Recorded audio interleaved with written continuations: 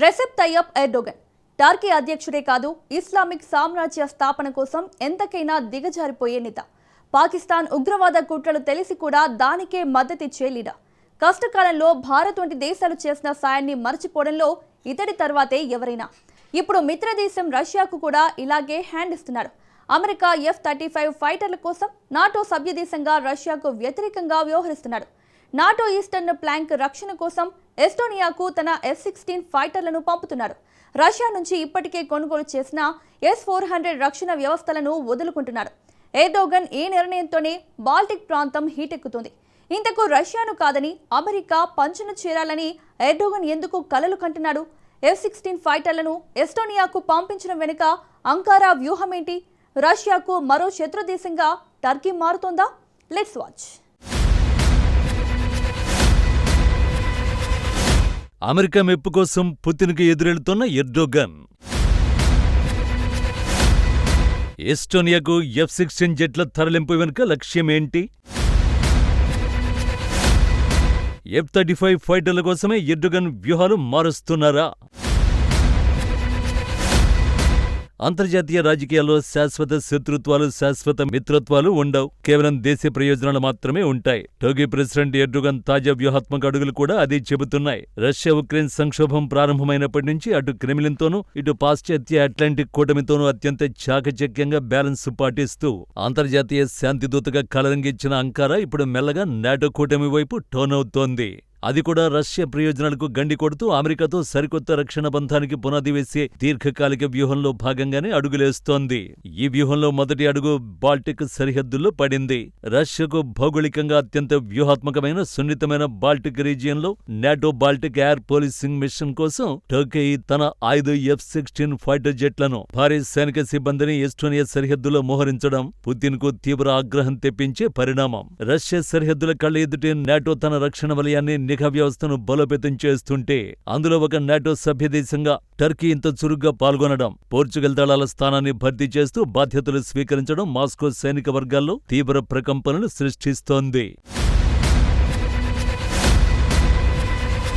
అయితే ఈ గ్లోబల్ డ్రామాలో అసలైన ట్విస్ట్ కేవలం ఎస్టోనియాలో మిలిటరీ మోహరింపు మాత్రమే కాదు. తెర వెనుక వైట్ హౌస్ తో టర్కీ జరుపుతున్న అత్యంత రహస్యమైన, ప్రతిష్టాత్మకమైన డిఫెన్స్ డీల్ కూడా ఉంది. అమెరికా నిర్మిత 5వ తరం స్టెల్త్ ఫైటర్ జెట్ F-35లను ఎలాగైనా దక్కించుకోవాలని ఎర్డోగన్ పట్టుదలతో ఉన్నాడు. తమ దేశ వైమానిక దళాన్ని గ్లోబల్ సూపర్ పవర్ గా మార్చడానికి F-35 సాంకేతికత కీలకమని ఎర్డోగన్ నమ్ముతున్నాడు. నిజానికి ఒకప్పుడు ఇదే F-35 సంయుక్త ఉత్పత్తి ప్రాజెక్టులో టర్కీ ఒక కీలక భాగస్వామి. బిలియన్ల డాలర్ల పెట్టుబడి పెట్టింది కూడా. కానీ అమెరికా నాటో హెచ్చరికల్ని తీవ్రంగా బేఖాతరు చేస్తూ రష్యా నుండి మోస్ట్ అడ్వాన్స్డ్ S-400 గగనతల రక్షణ క్షిపణి వ్యవస్థను కొనుగోలు చేయడంతో అమెరికా తీవ్ర ఆగ్రహాన్ని వ్యక్తం చేసింది.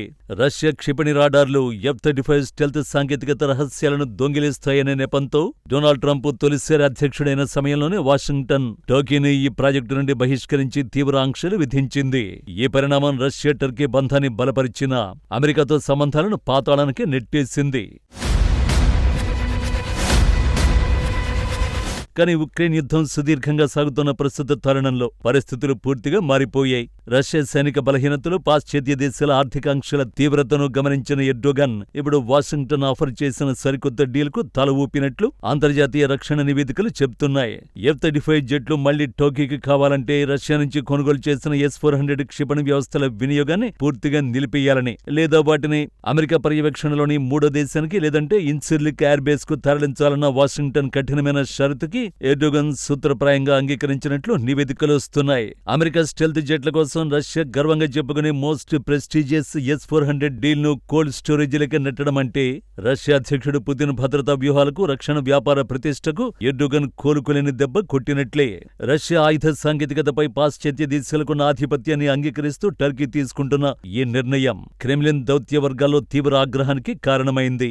సరిగ్గా ఇలాంటి సమయంలోనే తన F-16 జెట్లను ఎస్టోనియాలో మోహరించడానికి టర్కీ సిద్ధం కావడం పుతిన్ ఆగ్రహాన్ని మరింత పెంచడం ఖాయమని రక్షణ విశ్లేషకులు అభిప్రాయపడుతున్నారు. కానీ పుతిన్ ఆగ్రహానికి కారణమవుతామని తెలిసి కూడా టర్కీ ఎందుకు ఈ నిర్ణయం తీసుకుంది? ఈ ప్రశ్నకు సమాధానం రక్షణ ఒక్కటే కాదు, ఆర్థిక కోణం కూడా ఉంది. ప్రస్తుతం టర్కీ ఆర్థిక వ్యవస్థ తీవ్ర ద్రవ్యోల్బణంతో, కరెన్సీ సంక్షోభంతో కొట్టుమిట్టాడుతోంది. ఇలాంటి స్థితిలో పాశ్చాత్య దేశాల పెట్టుబడులు, యూరోపియన్ యూనియన్ మద్దతు, అమెరికా రక్షణ రంగానికి సంబంధించిన సాంకేతిక సహకారం ఎర్డోగన్కు రాజకీయ ఉనికిని కాపాడుకోవడానికి అత్యంత అవసరంగా మారాయి. రష్యాతో ఉన్న చౌక ముడి చమురు, గ్యాస్ బంధాల కంటే తమ సొంత సైనిక ఆధునికీకరణ, దేశ దీర్ఘకాలిక భద్రతే ముఖ్యమని అంకారా ఇప్పుడు గట్టిగా నమ్ముతోంది. టర్కీ రష్యాకు వ్యతిరేకంగా వ్యవహరించడం ఇదే తొలిసారి కాదు. గతంలో సిరియా సరిహద్దులో రష్యా ఫైటర్ జెట్ను టర్కీ సైన్యం కూల్చేసింది. సిరియా, లిబియా అంతర్యుద్ధాల్లో రష్యా సేనలకు వ్యతిరేకంగా వ్యూహాలు రచించిన హిస్టరీ కూడా ఎర్డోగన్కు ఉంది. ఆ తర్వాతి కాలంలో రాజకీయ అవసరాల కోసం పుతిన్తో వాణిజ్య బంధాలను బలపరుచుకున్న సమయం వచ్చినప్పుడు నాటో కూటమిలో తన సుప్రీమసీని నిలబెట్టుకోవడానికి రష్యా ప్రయోజనాలను సైతం పణంగా పెట్టేందుకు ఆయన వెనుకాడరని తాజా పరిణామాలు నిరూపిస్తున్నాయి. ఎర్డోగన్ సర్కార్ తీసుకుంటున్న ఈ యూటర్న్ నిర్ణయాలు మాస్కో, అంకారా మధ్య దౌత్యపరమైన, సైనికపరమైన తుపానును రాజేసే అవకాశం ఉంది. ఎందుకంటే రష్యా ఆయుధమైన S-400ను టర్కీ పక్కన పెడితే భవిష్యత్తులో మాస్కో నుండి ఎలాంటి కీలకమైన రక్షణ సాంకేతికత గాని, సుఖోయ్ యుద్ధ విమానాల ఆఫర్లు గాని టర్కీకి అందే సీన్ ఉండదు. పైగా ఉక్రెయిన్ ధాన్యపు రవాణా సాగుతున్న నల్ల సముద్రంలో టర్కీ గనుక రష్యా నౌకలపై ఆంక్షలు మరింత కఠినతరం చేస్తే అది ఉభయ దేశాల మధ్య సైనిక ఘర్షణకు దారితీసిన ఆశ్చర్యం లేదు. మొత్తంగా చూస్తే నాటో ఈస్టర్న్ ఫ్లాంక్ రక్షణ కోసం ఎస్టోనియాకు తన F-16 ఫైటర్లను పంపడం, అమెరికా F-35 కోసం రష్యా S-400 గగనతల రక్షణ వ్యవస్థను వదులుకోవాలనే టోకీ నిర్ణయం రష్యా, చైనా కూటమిపై అమెరికా సాధించిన దౌత్యపరమైన వ్యూహాత్మక విజయంగా అంతర్జాతీయ విశ్లేషకులు అభివర్ణిస్తున్నారు. పుతిన్ స్నేహాన్ని పక్కన పెట్టి నాటో సైనిక వ్యూహాలకు, అమెరికా రక్షణ ప్యాకేజీలకు జై కొడుతున్న ఎర్డోగన్ చర్యలు రాబోయే రోజుల్లో బాల్టిక్ తీరం నుండి నల్ల సముద్రం వరకు ఎలాంటి రాజకీయ సెగలు పుట్టిస్తాయో, పుతిన్ దీనికి ఎలాంటి ప్రతిస్పందన ఇస్తారో వేచి చూడాలి.